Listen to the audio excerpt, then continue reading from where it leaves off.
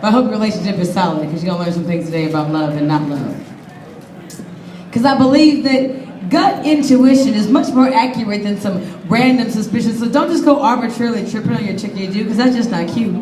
And check yourself too. Don't lie to yourself about whether or not he or she is really into you. I mean, you got game, so recognize game. Male or female, it's all the same.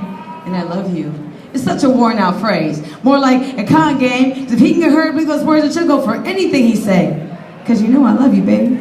It is not that it's not said enough, it's not done enough, and people confuse with what they want. Say, I want you to do what I want you to do, and I want you to be what I want you to be, and I want you to make me happy. Anytime that you're not all free with it, you're the one who doesn't love me. I love you because I like the way I feel when you're near me.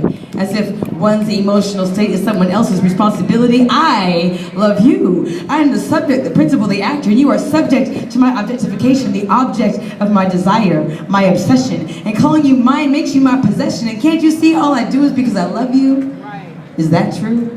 Or is it the ticket for the guilt trip that you send me on? You kidnap my kindness to hold it for ransom, blackmail, to exploit my loyalty, but your plan is foiled, see?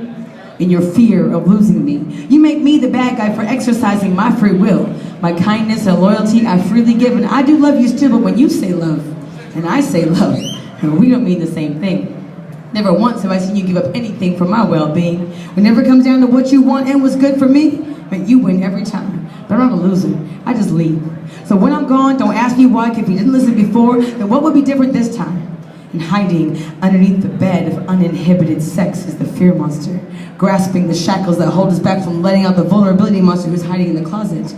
But only when fear and vulnerability are released into the wild does it get really real. And when someone gives you their heart to hold in your hand, it comes with caretaking responsibility. So if you don't want it, please just let it down gently and have the integrity not to exploit it, or expect it to keep on giving, or even question sincerity when you won't do the same.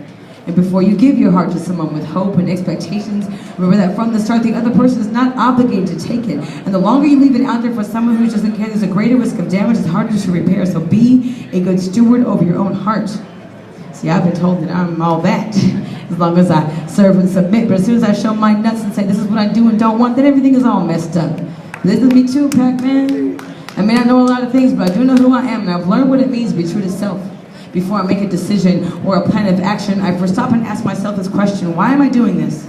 Then a cost-benefit analysis. If I can't answer that question satisfactorily, or the return on my investment just ain't worth it to me, I'm not going to fight or beg you to change. You can just watch my fine ass walk away. Okay. So in writing the tale of us when we find ourselves on different pages, maybe we should just close the book and let it be an entertaining short story instead of a tragic novel that still ends after chapters and chapters of avoidable drama.